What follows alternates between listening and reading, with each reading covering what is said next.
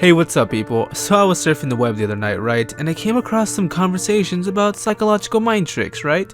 And some of them were pretty good. So here I go, bringing you 14 amazing psychological mind tricks you can use. The first one up is the yes ladder, or the foot in the door technique. It's used to get people to say yes. It works best for marketing and sales, but it could be used in your personal life as well. The trick is to start with something you know they'll say yes to, then follow up with one or two more questions to solidify a yes. Finally, ask the question you really wanted to ask, and you'll most likely get a yes. The reason why it works is because the person you're asking the questions to slowly begins to see themselves in you. In other words, they begin to trust you and are more likely to support you. When you are given a gift, you often feel obligated to return the kindness to that person. But why is that? This is called reciprocity, and as a society, we are taught to return kindness when kindness is shown, and some people take advantage of this by triggering the feelings of obligation by giving us a tiny gift. Simply offer your target a small gift before making a request and you will likely see much greater success.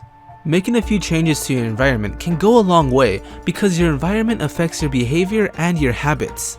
Look at the people you spend your time with because they affect how you think, how you act, and how you feel about yourself. Do these people inspire you with positivity or do they bring you down with negativity? Do they support your habit changes or dissuade from them? The world around you plays an important role in shaping your identity and your behavior, so make it your own. A technique that is frequently used on paranoid schizophrenia patients works just as well in the real world. It's called pacing, where you place yourself in their space. For example, if a schizophrenic sees bugs covering the room, you have to see them as well. Simply stating no, it's not there won't work. Once you are in their space, you can work to move the bugs out of the room. The same goes with children. If you want them to calm down, just join in what they are doing and then calm yourself down. They are likely to follow you. If someone is avoiding answering your question or is giving you an incomplete answer, just stay silent and look them in the eye. This will make them feel uneasy and they will complete their answer. This also works in speeches. After an important point, you can emphasize the idea by being silent for 3 seconds and then continue speaking.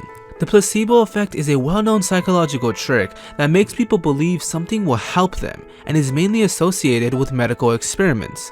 If you give a sugar pill to someone with a headache and tell them it's a very effective headache cure, they will feel better. The nocebo effect is the opposite of this. If you tell someone that they have been infected with a minor illness like a cold or a headache, they will start to feel its symptoms when really they are just imagining it.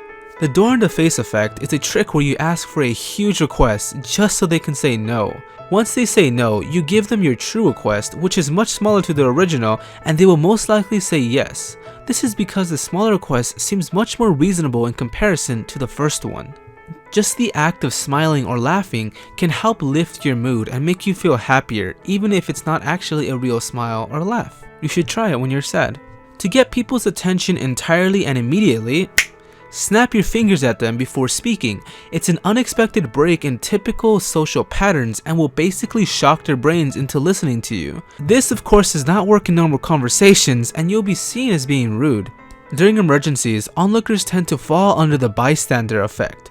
The effect leads the onlookers to assume that someone else would do something, but if everyone is assuming that, then no one will do anything at all. To break this cycle, just look directly at someone and tell them what to do. When you are in a group and everyone is laughing together, the first person you look at while laughing is usually the person you feel closest to. This isn't really a mind trick, but hey, now you know if that person you like feels close to you. If you fear that you're going to be yelled at by someone, instead of sitting across from them, try sitting right next to them. They won't be so aggressive and might even reconsider their approach. If you think someone is watching you, look at your watch. If they are indeed watching you, they will usually look at their own watch. After that, you're gonna want to run, and if they start chasing you, nah, I'm kidding, that's not even real. When you are working out and counting your reps, make sure to count down 10, 9, 8s instead of 1, 2, 3. It will make it easier for you to finish the set, and believe me, it does work. It feels like it's so much faster. But that's the video, you guys. Thanks for watching. Leave a like if you enjoyed, subscribe for future content, and follow us on Twitter for channel updates and daily tweets. If you want to watch the previous video, click the annotation on your screen or the little white icon on the top right of your screen. I'll play a little bit of the video so you guys can see if you're interested. So until next time people, I'm your host Angel and I'll be back with more to share. The first jack-o'-lanterns were actually made from turnips. In Ireland, where the Celts originated from, had plenty of turnips to spare to make their Halloween carvings, but when they migrated to North America, they did not grow many turnips, so instead they used pumpkins.